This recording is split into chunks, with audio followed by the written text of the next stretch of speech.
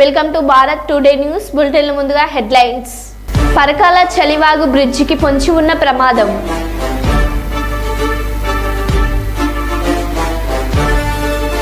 ఖమ్మం జిల్లా ప్రభుత్వ ఆసుపత్రిలో వైద్యం కరువు ముచ్చట్లకు పరిమితమైన డాక్టర్లు.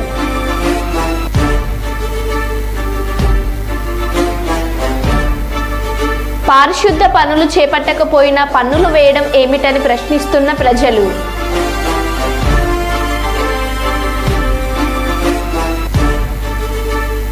వర్షాల కారణంగా సింగరేణిలో బొగ్గు వెలికీతకు అంతరాయం.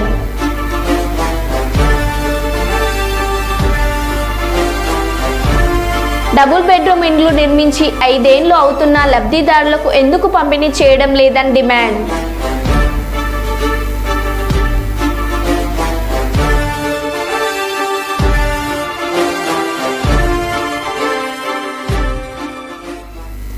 ఇక వివరాల్లోకి వెళ్తే, హన్మకొండ జిల్లా పరకాల చలివాగు బ్రిడ్జికి పొంచి ఉన్న ప్రమాదం. బ్రిడ్జికి ఆనుకొని ఉన్న ప్రధాన రహదారికి గండి. తాత్కాలికంగా గండికి మరమ్మతులు చేపిస్తున్న అధికారులు. వరద ఉధృతికి భారీగా గండి ఏర్పడితే భూపాలపల్లి హన్మకొండకు రాకపోకలు అంతరాయం. వాహనదారులు నెమ్మదిగా వెళ్లాలంటూ పోలీసుల సూచనలు. భారీ వాహనాలకు అనుమతి నిరాకరణ.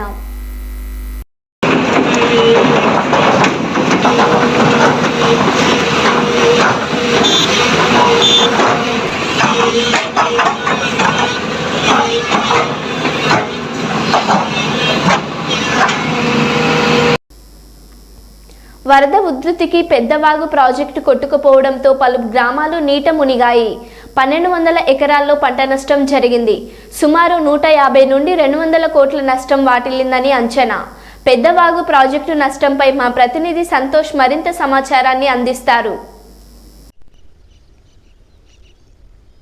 వరద ప్రవాహానికి పెద్దవాగు ప్రాజెక్టు కొట్టుకుపోయింది. ఈ పాపం ఎవరిది? 150 కోట్ల నష్టం అంచనా. 1200 ఎకరాల లోపల వరి, మిర్చి, పత్తి రైతులు పూర్తిగా నష్టపోయారు. 600 ఎకరాల్లో ఇసుక మేట వేసిన పరిస్థితి. మొత్తం మీదుగా చూసుకుంటే గత దశాబ్ద కాలంగా అశ్వారావుపేట రైతులు పెదవాగు ప్రాజెక్టును మరమ్మతులు చేపించాలని, అక్కడ లీకేజ్లను పూర్తి స్థాయి లోపల కూడా నివారించాలని చెప్పి అనేక దఫాలు కలెక్టర్ గారికి అర్జీ పెట్టుకోవడం జరిగింది. అక్కడ ధర్నాలు చేయడం జరిగింది. కానీ విభజన చట్టం లోపల ఉన్న పెదవాగు ప్రాజెక్టు అంశం కూడా ఉంది. పెదవాగు ప్రాజెక్టు మొత్తం ప్రధానంగా ఆంధ్ర ప్రాంతంలో ఉంది. దానికి సంబంధించిన వ్యవసాయ పరిహారిక ప్రాంతం మొత్తం కూడా తెలంగాణలో ఉంది. ఈ కారణంగా ఉమ్మడి రాష్ట్రాలు రెండు కూడా పెదవాగు ప్రాజెక్టు సంబంధించి నిర్వహణ చూసుకోవాల్సిన అవసరం ఉంది. ఈ తరుణం లోపల అక్కడ వైఎస్ఆర్సీపీ ప్రభుత్వం కానీ గత ఆ సమయం లోపల ఉన్న తెలంగాణ లోపల ఉన్న బీఆర్ఎస్ పార్టీ కానీ పూర్తిగా పెదవాగు ప్రాజెక్టుని అయితే విస్మరించారని చెప్పుకోవచ్చు. పూర్తి స్థాయి లోపల కూడా ఆ విస్మరణ కారణంగానే ప్రస్తుతం పెదవాగు ప్రాజెక్టు కొట్టుకుపోవడానికి కారణమైంది. 150 కోట్ల మేర నష్టం జరగడానికి కారణమైంది. దాంతోపాటుగా చుట్టుపక్కల ఉన్న 7 గ్రామాల ప్రజలు పూర్తిగా తాము నిరాశ్రయులయ్యారు. ఈ ఒకేసారి సాయంత్రం 6 గంటల సమయానికి పెదవాగు ప్రాజెక్టుకి 25 ప్రాంతాల లోపల గండి పడడంతో పూర్తిగా చుట్టుపక్కల ఉన్న 7 ప్రాంతాలు కూడా ముంపుకు గురయ్యాయి. ఆ 7 గ్రామాల లోపల ఉన్న ప్రజలందరూ కూడా నిరాశ్రులు అయిన పరిస్థితి కనబడుతూ ఉంది. పూర్తి స్థాయి లోపల కూడా వాళ్ళకి ఎటువంటి సమయం కూడా దొరకలేని పరిస్థితి. హుటాహుటిన వాళ్ళు బతుకు జీవుడా అంటూ ప్రాణాలను అరచేతిలో పెట్టుకొని సురక్షిత ప్రాంతాలకు పోయిన పరిస్థితి. పూర్తి స్థాయిలో ఇప్పుడు మనం చూసుకున్నట్లయితే అక్కడ 1200 ఎకరాల లోపల కూడా రైతులు నష్టపోయారు. దీనికి సంబంధించి అంచనా కూడా ఇప్పటికి వేస్తున్నారు. 150 నుంచి 200 కోట్ల వరకు కూడా అక్కడ నష్టము ఏర్పాటు చేసే అంచనా కనబడుతూ ఉంది. ఈ ఒక 3 సంవత్సరాలు కూడా వ్యవధి పట్టే ఉంది. ఒకవేళ పెదవాగు ప్రాజెక్టుకి సంబంధించి మరమ్మతులు చేపించి పూర్తి స్థాయి లోపల కూడా దాన్ని మళ్ళీ అక్కడ నీటిని నిల్వ చేయాలంటే మరొక 3 సంవత్సరాల సమయం పట్టే పరిస్థితి కనబడుతూ ఉంది. పూర్తి స్థాయిలో విభజన చట్టం లోపల ఉన్న పెదవాగు ప్రాజెక్టును అయితే ఇటు అప్పటి ఇరు ప్రభుత్వాలు కూడా విస్మరించాయని చెప్పుకోవచ్చు. ఇప్పుడు మనం చూసుకున్నట్లయితే బీఆర్ఎస్ పార్టీకి సంబంధించి హరీష్ రావు అయితే దీని మీద కామెంట్ చేస్తూ ఉన్నారు. పూర్తి స్థాయి లోపల ప్రస్తుత పార్టీ నిర్లక్ష్యంగా, ప్రస్తుతం ఉన్న కాంగ్రెస్ పార్టీ నిర్లక్ష్యం కారణంగానే పెదవాగు ప్రాజెక్టు కొట్టుకుపోయిందని చెప్పి కూడా చేస్తూ ఉన్నారు. కానీ బీఆర్ఎస్ పార్టీ అధికారంలో ఉన్నప్పుడు అనేక అర్జీలు వచ్చినప్పుడు రైతులు కూడా అనేక పార్లు ధర్నా చేసినప్పుడు బీఆర్ఎస్ పార్టీ అది పూర్తి స్థాయి లోపల కూడా విస్మరించింది, దాన్ని పట్టించుకోలేదు అనేది ఇక్కడ మనకు స్పష్టంగా తెలుస్తుంది. ప్రస్తుతం చూసుకున్న పరిస్థితి చూసుకున్నట్లయితే మంత్రి తుమ్మల నాగేశ్వరరావు అయితే అక్కడ స్థానికంగా పర్యటించడం జరిగింది. అక్కడ ఉన్న రైతులను వాళ్ళ ఇబ్బందులను కూడా కలిసి తెలుసుకోవడం జరిగింది. ఖచ్చితంగా కూడా అక్కడ రైతులందరికీ కూడా ఎటువంటి ఇబ్బంది లేకుండా నష్ట నివారణ చర్యలకు చేపట్టడమే కాకుండా అక్కడ రైతులకు న్యాయం జరిగే విధంగా చర్యలు తీసుకుంటామని చెప్పి కూడా తుమ్మల నాగేశ్వరరావు అయితే అక్కడ స్థానిక రైతులకైతే భరోసా ఇచ్చారని కూడా తెలుస్తోంది. మొత్తం మీద చూసుకున్నట్లయితే పెదవాగు ప్రాజెక్టు 2 గేట్లు తెచ్చుకున్నాయి. వరద ఎక్కువ వస్తున్న సమయంలో 3వ గేటు మొరాయించింది. దానికి కొన్ని సంవత్సరాలుగా కూడా ఆ గేట్లను కూడా మరమ్మత్తు చేపలేదు అనేది ఇక్కడ సుస్పష్టంగా తెలుస్తుంది. దాంతో పాటుగా అక్కడికి సంబంధించి ప్రతి 3 నెలలకు ఒకసారి అక్కడ అయితే దానికి సంబంధించి ఆ గేట్లు ఏ విధంగా పనిచేస్తున్నాయని చెప్పి కూడా అక్కడ ఇరిగేషన్ శాఖ అధికారులు పర్యవేక్షించాల్సి ఉంది. దాని లోపల పూర్తిగా ఇరిగేషన్ అధికారుల నిర్లక్ష్యం కూడా కొట్టొచ్చినట్టు కనపడిస్తూ ఉంది. దాని కారణంగా అక్కడ ఉన్న ఒక 3 ఇరిగేషన్ అధికారుల మీద అయితే పూర్తి స్థాయి లోపల కూడా రాష్ట్ర ప్రభుత్వం చర్యలకు ఉపక్రమించింది. దాంతోపాటుగా నష్ట నివారణ చర్యలు అక్కడ ఎక్కడైతే 7 గ్రామాల ప్రజలు ఇబ్బందులకు గురవుతున్నారో వాళ్ళందరికీ కూడా న్యాయం చేసే విధంగా కూడా రాష్ట్ర ప్రభుత్వం ఆలోచన చేస్తున్నట్లుగా తెలుస్తుంది. మొత్తం మీద చూసుకున్నట్లయితే గత పాలకుల నిర్లక్ష్యము ఆంధ్ర అటు తెలంగాణ బార్డర్లో ఉండడమే పెదవాగు ప్రాజెక్టుకు జరిగిన ప్రమాదానికి కారణంగా తెలుస్తూ ఉంది. కెమెరామెన్ రమేష్తో సంతోష్, భారత్ టుడే, ఖమ్మం జిల్లా. ఇల్లందు సింగరేణి పరిధి వర్షాల కారణంగా ఈ నెలలో తరచు బొగ్గు వెలికితకు అంతరాయం ఏర్పడుతుంది. ఇల్లందు సింగరేణి పరిధిలో ఇల్లందు ఓపెన్ కాస్ట్ కాలపరిమితి ముగిసేందుకు రాగా ప్రధానంగా బొగ్గు ఉత్పత్తి జరిగే కోయగూడెం ఉపరితల గనిలో ఇటీవల కురుస్తున్న వర్షాల కారణంగా బొగ్గు వెలికి తీసే పనులకు అంతరాయం కలుగుతుంది. పాక్షికంగా పనులు జరుగుతుండడంతో బొగ్గు ఉత్పత్తి, మట్టి వెలికిత పనులు మందగించి ఉత్పత్తి తగ్గింది. రానున్న 2 రోజుల్లో భారీ వర్షాలు కురిసే అవకాశం ఉన్నందున ఓబీలో భారీగా వరద నీరు చేరే అవకాశం ఉన్నందున అట్టి వరద నీటిని భారీ మోటార్ల సాయంతో బయటకు పంపిస్తూ బొగ్గు ఉత్పత్తి పూర్తిగా నిలిచిపోకుండా ఉండేందుకు అధికారులు ముందస్తు జాగ్రత్తలు చేపట్టారు.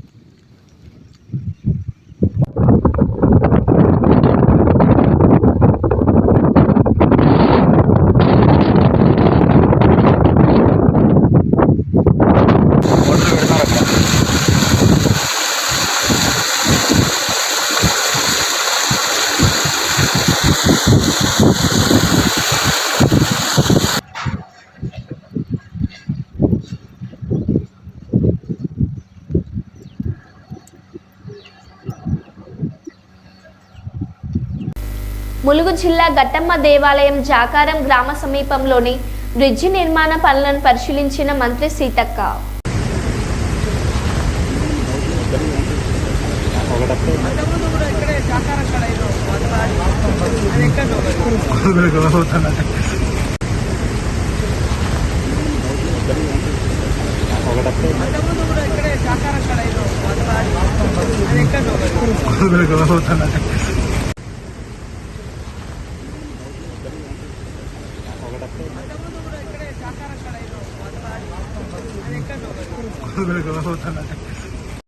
భద్రాచలం వద్ద గోదావరి నీటి మట్టం 48 అడుగులకు చేరడంతో అధికారులు రెండవ ప్రమాద హెచ్చరిక జారీ చేశారు. ఎగువ ప్రాంతాల నుంచి వస్తున్న వరద నీటి వల్ల భద్రాచలం వద్ద నీటి మట్టం క్రమంగా పెరుగుతుంది. నిన్న సాయంత్రం గోదావరి నీటి మట్టం 43 అడుగులకు పెరగడంతో అధికారులు మొదటి ప్రమాద హెచ్చరిక జారీ చేశారు. నిన్న సాయంత్రం నుంచి పెరుగుతూ వచ్చిన గోదావరి నీటి మట్టం ఈ రోజు మధ్యాహ్నం 2 గంటలకు 48 అడుగులకు చేరడంతో అధికారులు రెండో ప్రమాద హెచ్చరిక జారీ చేశారు. ఎగువ ప్రాంతాల నుంచి వస్తున్న వరద నీటి వల్ల భద్రాచలం వద్ద ఇంకా నీటి మట్టం పెరుగుతుందని కేంద్ర జల వనరుల శాఖ తెలుపుతుంది. భద్రాచలం నుంచి విలీన మండలాలకు వెళ్లే ప్రధాన రహదారి మురుమురు గ్రామం వద్ద వరద నీరు రహదారి పైకి చేరడంతో భద్రాచలం నుంచి విలీన మండలాలకు రాకపోకలు నిలిచిపోయాయి.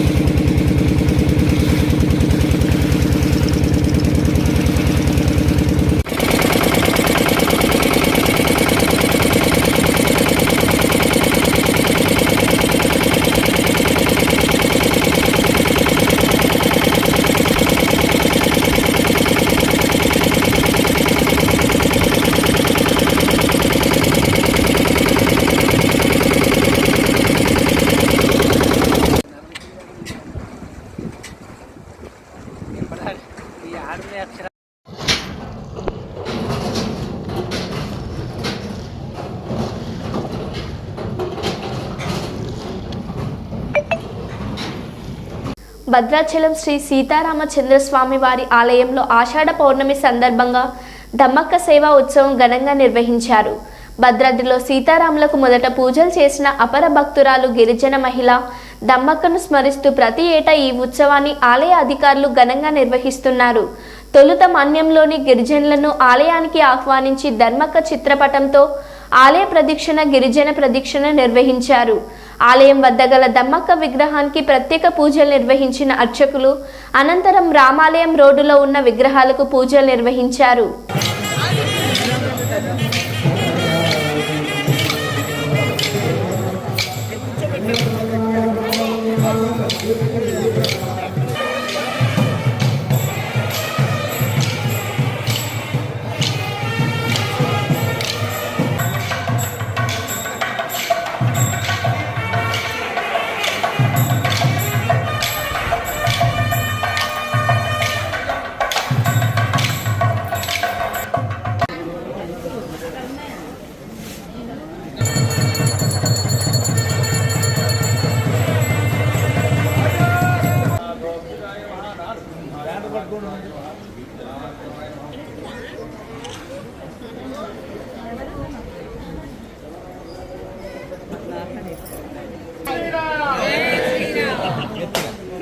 గట్టిగా వినపడట్లేదు.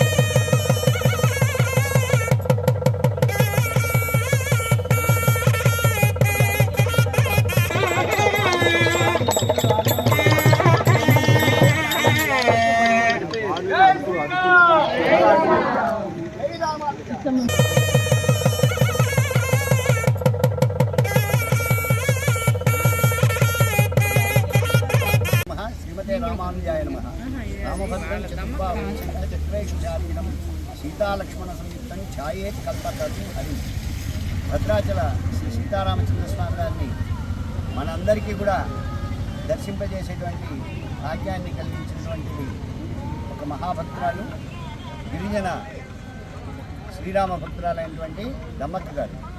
ఆవిడ శబరి అంశతో జన్మించిందని పెద్దలు చెప్తారు. దాస్ గారు ఇక్కడికి వచ్చి ఈ క్షేత్ర వైభవాన్ని తెలుసుకొని రామచంద్ర స్వామి గారికి ఆలయ నిర్మాణాదులు, అర్చనాదులు, ఆభరణాలు ఇవన్నీ సమర్పించి తరించారు. ఆ స్ఫూర్తితోటి గత సుమారు దశాబ్దం నుండి ఈ దమ్మక్క సేవాయాత్రని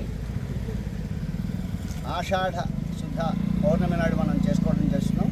ఆమె స్ఫూర్తి చిహ్నంగా ఆమె యొక్క భక్తికి మనం అందరం కూడా సంతసించి ఆ గిరిజన భక్తులందరినీ కూడా ఆ రోజు సమూహాన్ని అందరినీ కూడా ఇక్కడికి రప్పించి రామచంద్రమూర్తి సన్నిధిలో వాళ్ళందరికీ అన్ని పూజలు చేయించి కళ్యాణాల్లో పాల్గొన చేయించి వారికి ఒక దేవస్థానం మర్యాదనివ్వడం కూడా ప్రారంభించి చేస్తున్నాం. అది పురోభివృద్ధి కూడా చెందుతున్నది. కొన్ని గత సంవత్సరం ఈ సంవత్సరం కూడా ఈ సేవాయాత్రలో దమ్మక్క సేవాయాత్రలో భాగంగా వాళ్ళుండే చోటికే రామచంద్రమూర్తి యొక్క ప్రచార రథాన్ని తీసుకుని వెళ్ళి అక్కడ వాళ్ళందరినీ కూడా ఇన్వాల్వ్ చేసి వాళ్ళందరూ అక్కడ కూర్చొని ఆ అర్చనలో కళ్యాణంలో పాల్గొనేలాగా వారందరికీ కూడా రామప్రసాదాన్ని అందించేలాగా ఈ సంవత్సరం అయితే కొత్తగూడెం అనేటువంటి గ్రామంలో గిరిజన గ్రామంలో సుమారు 1000 మందికి స్వామి యొక్క ప్రసాదాన్ని అందించడానికి ఆ కళ్యాణోత్సవాన్ని జరిపించడానికి దేవస్థానం వారు సిద్ధమై కార్యనిర్వహణాధికారిని శ్రీమతి రమాదేవి గారు స్వయంగా అక్కడికి ఆ ప్రచారంతో వెళ్ళారు. అక్కడ ఆ కార్యక్రమాలని నిర్వహింపజేస్తున్నారు. ఇక్కడ కూడా దేవస్థానంలో కూడా ఇక్కడ గ్రామంలో ఉండేటువంటి ప్రముఖులు గిరిజన ప్రముఖుల్ని ఆలయానికి రప్పించి ఇక్కడ స్వామి యొక్క శోభాయాత్ర చేసుకొని ఆ కళ్యాణంలో ఇక్కడ వారిని కూడా మనం సత్కరించుకోవడం జరుగుతుంది. ఇలాగే ఆశ్వేజ పౌర్ణమికి శబరి స్మృతి యాత్రను కూడా చేసుకుంటాం. ఈ 2 ఉత్సవాలు కూడా ఆ గిరిజన భక్తులందరినీ కూడా మమైకమై తిరిగి స్వామి సేవలో పాల్గొనేలా మనం చేయడానికి ఏర్పాట్లు జరుగుతున్నాయి. అలానే వారందరూ కూడా వచ్చి చక్కగా పాల్గొని తరిస్తున్నారు. జై శ్రీరామ్.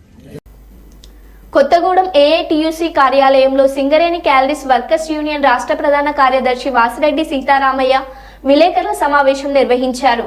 ఈ సందర్భంగా ఆయన మాట్లాడుతూ సింగరేణిలో రాజకీయ జోక్యంపై రవిలు నడుస్తున్నాయని, టీఆర్ఎస్ పద్ధతిలో కాంగ్రెస్ ప్రభుత్వం విధానాలు ఉన్నాయని విమర్శించారు. సూపర్వైజర్ల మీద ఒత్తిడి తెస్తున్నారని, మైన్స్లో ప్రమాదాలు పెరుగుతున్నాయని ఆవేదన వ్యక్తం చేశారు. ఎగ్జిక్యూటివ్ సూపర్వైజర్ పోస్టులకు రిక్రూట్మెంట్ జరపాలని డిమాండ్ చేశారు.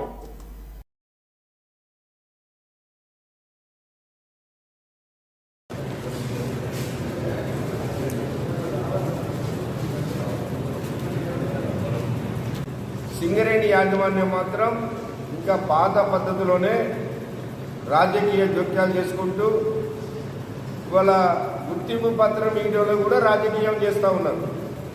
ఇవాళ అధికార పార్టీలో ఉన్నటువంటి వాళ్ళు కంప్లైంట్లు ఇస్తే విజిలెన్స్ అనే పేరు మీద కార్మికుల మీద హరాస్మెంట్ జరుగుతుంది.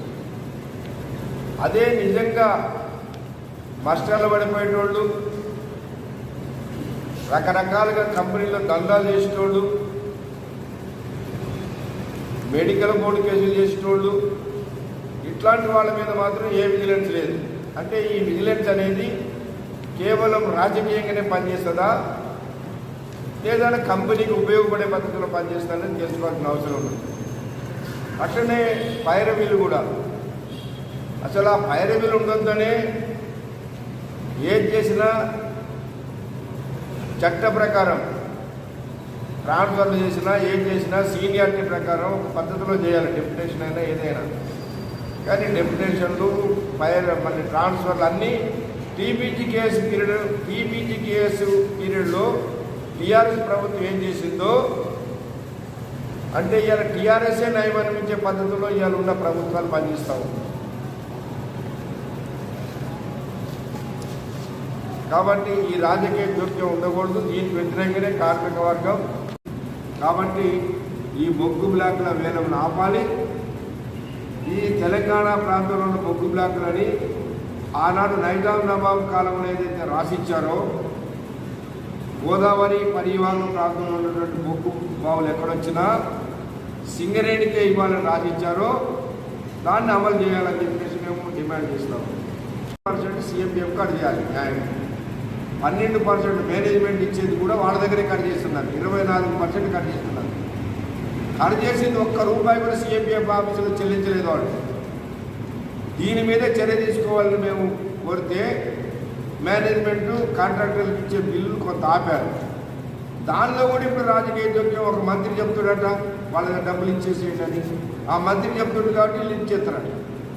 అంటే ఇంతమంది కార్మికులు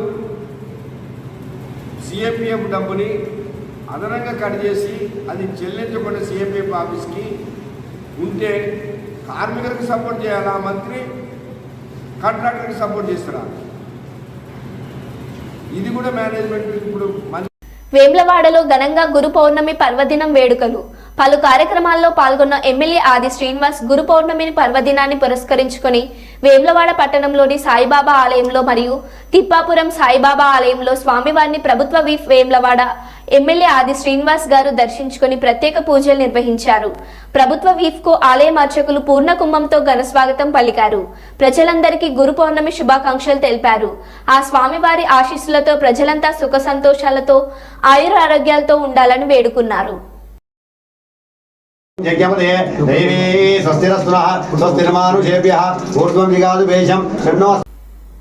మాజీ ముఖ్యమంత్రి కేసీఆర్ ముందు చూపుకు నిదర్శనంగా కాళేశ్వరం ప్రాజెక్టు నిలుస్తుందని బీఆర్ఎస్ పెద్దపల్లి జిల్లా అధ్యక్షులు కోరకంటి చందర్ అన్నారు. ఈ మేరకు పెద్దపల్లి జిల్లా గోదావరికని పార్టీ కార్యాలయంలో జరిగిన మీడియా సమావేశంలో ఆయన మాట్లాడారు. కాళేశ్వరం మునిగిందని కాంగ్రెస్ నాయకులు అసత్య ఆరోపణలు చేశారని, అవన్నీ అబద్ధమని, తాజా కాళేశ్వరం ప్రాజెక్టులో నీటి నిల్వతో తెలిసిందని అన్నారు. కాళేశ్వరం తెలంగాణకు వరం లాంటిదని, అలాంటి ప్రాజెక్టుపై కాంగ్రెస్ నాయకులు కుట్రలు చేస్తున్నారని విమర్శిస్తున్నారు.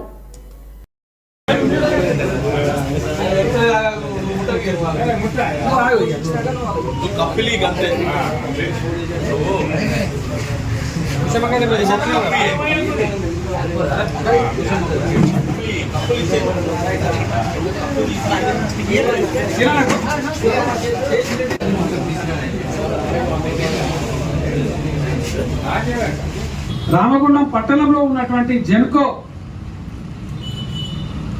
డిపోరస్ సంబంధించి దాన్ని సింగరేణి ద్వారా కాకుండా జెన్కో ద్వారా ఏర్పాటు చేపిస్తే